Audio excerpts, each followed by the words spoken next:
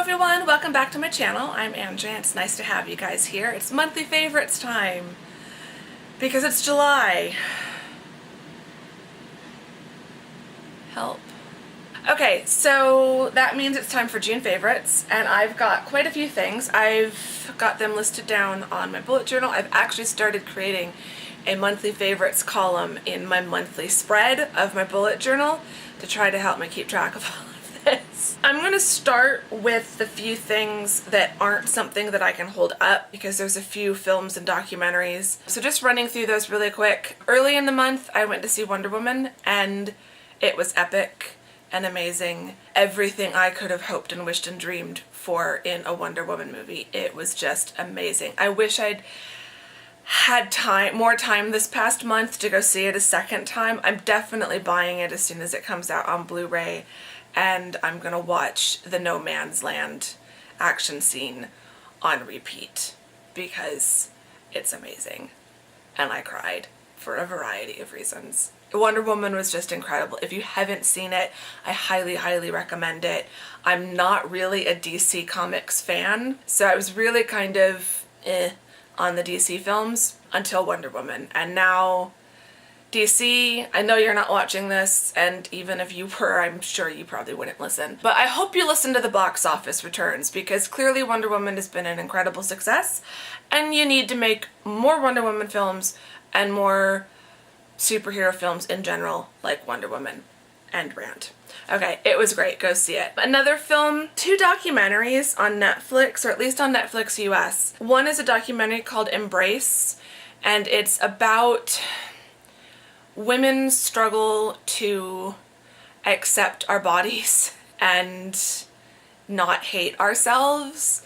It's really good. No matter what I do, I'm not going to describe it accurately, so look it up and check it out if you can. It's just, I watched it thinking, I kind of had a different perspective of it going in, and I didn't expect to love it as much as I did, but it was really good, so I highly recommend it. The other documentary is Elizabeth at 90, a family tribute. I think it's older. I think it came out like a year ago. I want to say it was probably aired on the BBC, but they just added the documentary to Netflix here in the US, and because I think I'd seen clips from it, but I'd never been able to see the whole thing, and it was really good.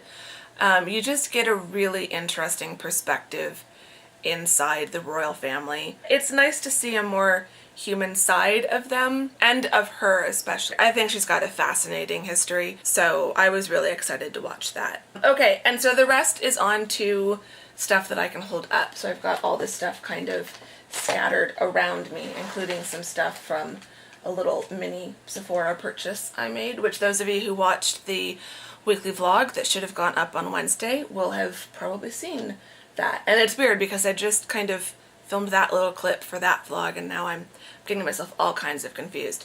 So the big favorite that happened at the beginning of the month, and I did a whole dedicated video to kind of show and tell, is my new MacBook Pro with the touch bar, which was a little bit of an extra perk that I kind of gave myself.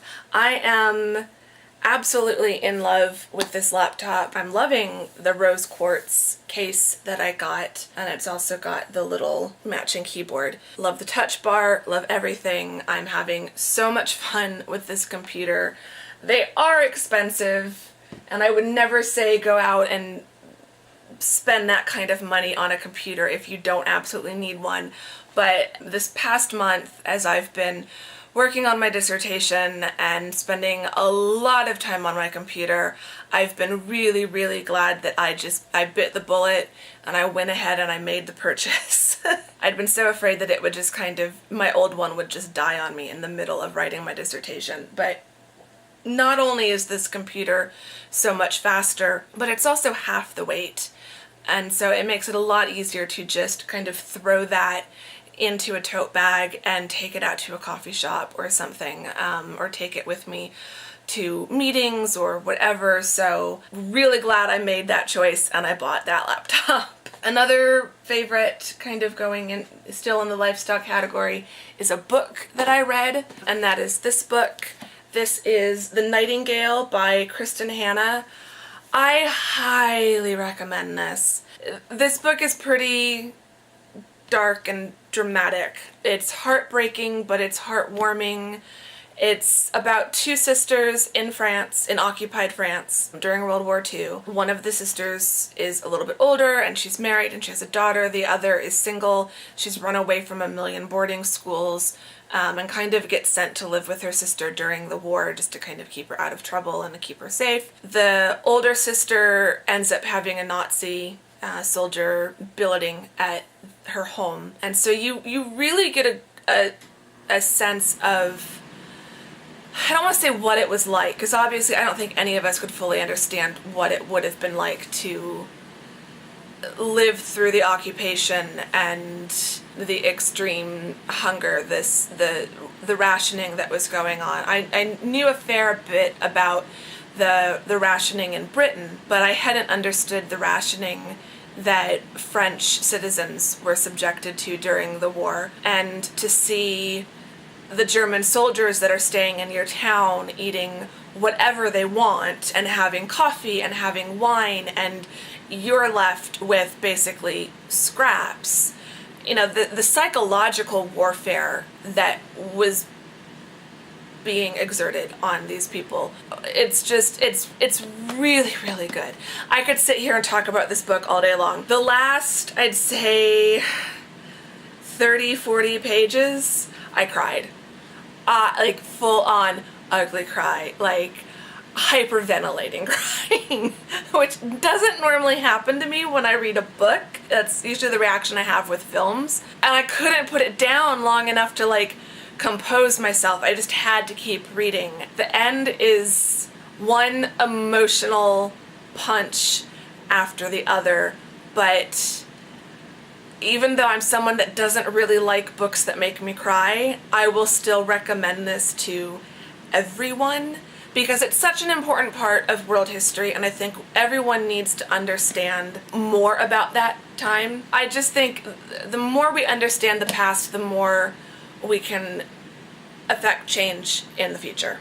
So, and in our present time. So I think this is a really, really, really good read, and I would recommend it to everyone.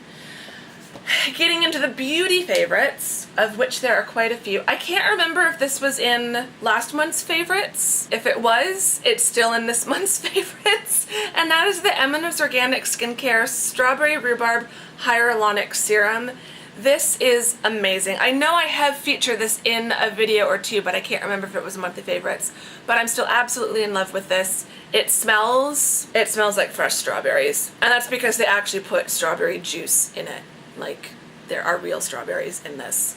It's amazing. So I won't ramble on this too much, but it's really, really good. This would be one of the products where if you were going to spend your money on one Eminence product, this would be a top contender for that one. A nail favorite came at the very end of the month, and that is by Nails Inc. And this is in the shade Regent's Park. It's what I'm wearing right now. It's this really beautiful, bright, vibrant pink. And I love the formulation. So I have another, it's in the other room, but last month I had a Nails Inc. and it was their Gel Effect. This is the Nail Kale, so it's a slightly different formula. I actually kind of like this formula a little bit better. I'm still using the Mayfair Lane, which was the blush pink, but I am loving this formula. It's lasted a pretty decent amount of time with really minimal chipping, which on my nails is saying a lot. Like, it's only lasted probably about 4 or 5 days with just like a little bit of like wearing down at the tips and some minor chips on the side. But I've got other nail polishes that are like half off my nail within 2 days because I'm really rough on my nails. So I've been really impressed with this. And I don't use a special top coat. I just use the Butter London hardware top coat. That's my favorite that I use with every nail polish. So really loving this. Picked that up at Sephora. And then a makeup brush favorite. This is a dupe. It's a dupe for an Artiste brush. So I got this on Amazon, and this is called, it just says makeup brush. It says makeup brush. I think it's like makeup brush egg or something because it's kind of egg shaped. But it's a dupe for the Artiste palm brush.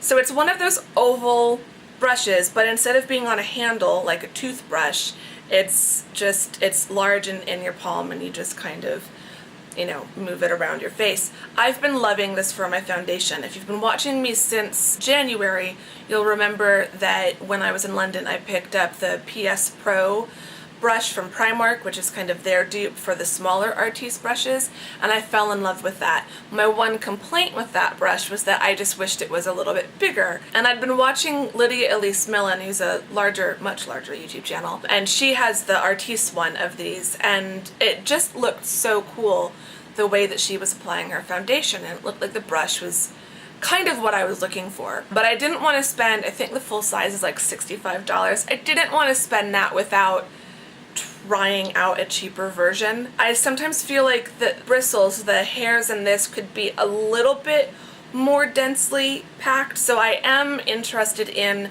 going and taking a look at the Artiste one, and I might invest in that at some point because I do really love this and I can see myself using this. It's really all I've been using to apply my foundation. I also love it for applying BB creams, tinted moisturizer, so not just full foundation. Really loving this. I am tempted to go buy the actual one. I just want to like test it out first and see if it's any different, if those bristles are more densely packed. If it's the same, I'm sticking with this. This was $15 on Amazon, so score. And then I've got 4 cosmetic favorite. If you watched not the most recent Sephora haul, but the one before that, that was really just 2 sets that I bought.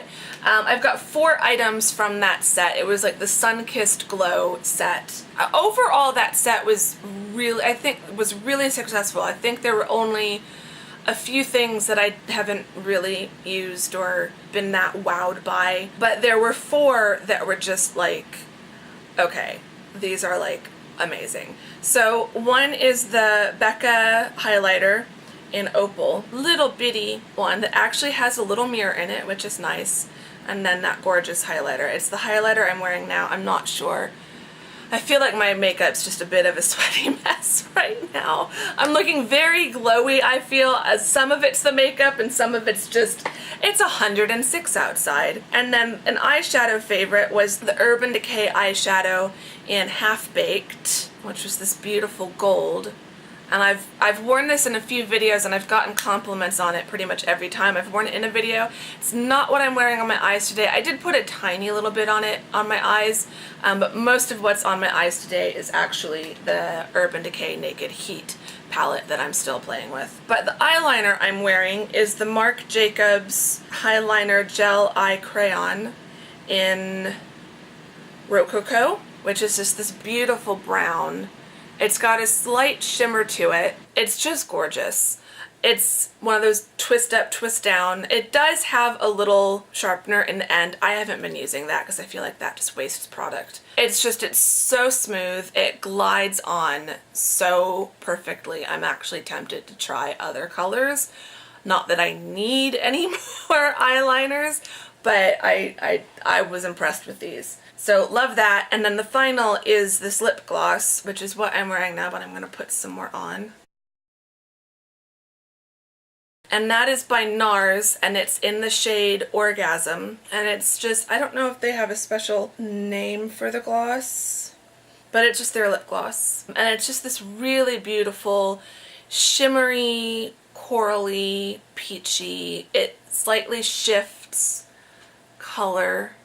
Not sure if you'll be able to see that or not, but it's just gorgeous. The formula is really nice. It's not super sticky, tacky. It stays on pretty well. It does wear down. What I like is it wears down pretty evenly. It doesn't like goop up around your lips, so it's easy for me to just reapply this. This has pretty much been living in my handbag, which is the final favorite, and that is the Gem Gardens bag from Ted Baker that my mom gave me as a gift earlier this month, and I did a unveiling reveal of this.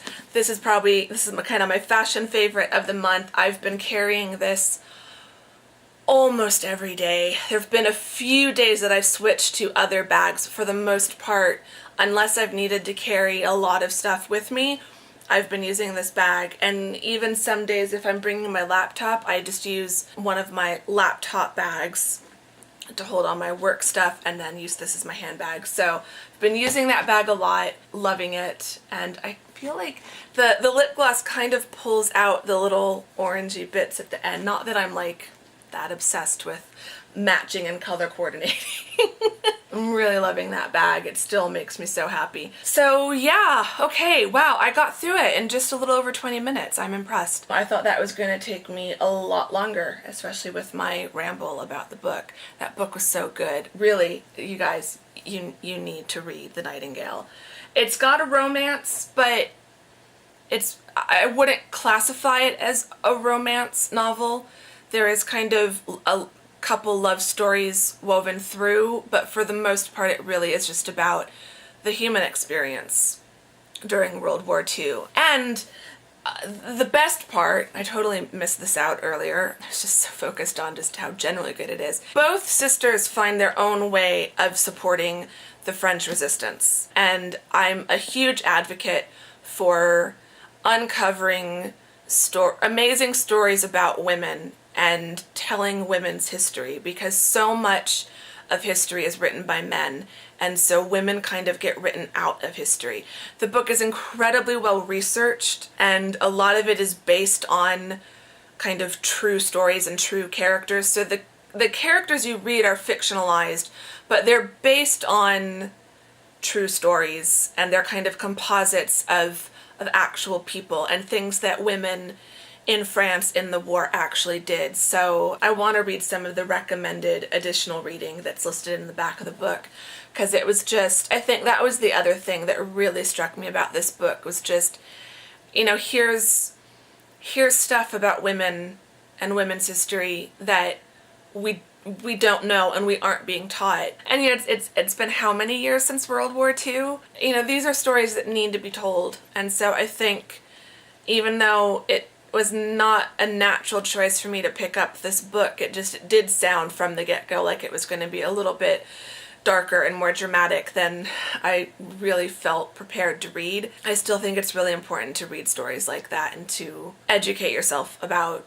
our history and about what women have done and what we've been through and what we've survived and what we're capable of. Okay, now the video's getting up towards the length I kind of thought it was going to be, but it's a really, really, really good book.